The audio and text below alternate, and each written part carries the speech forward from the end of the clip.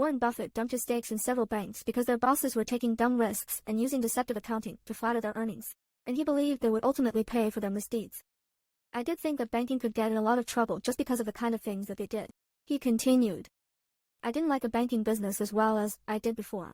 Buffett also seemed to address his Wells Fargo wager specifically. I did sell banks that we'd owned for 25 or 30 years. He said. Berkshire has exited its stakes in JP Morgan, Goldman Sachs, Wells Fargo, M&T Bank, and PNC Financial over the last 3 years. It also slashed its BNY Mellon stake by 69% and its U.S. bank stake by 95%. The disposals cut the combined value of those positions from nearly $12 billion at the end of 2019 to below $1.5 billion at the end of 2022.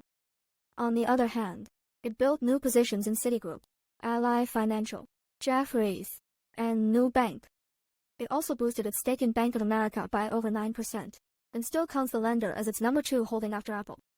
Buffett told that he stuck with Bank of America because he got a very decent deal when he first invested in 2011. He likes CEO Brian Moynihan, and he simply didn't want to sell it.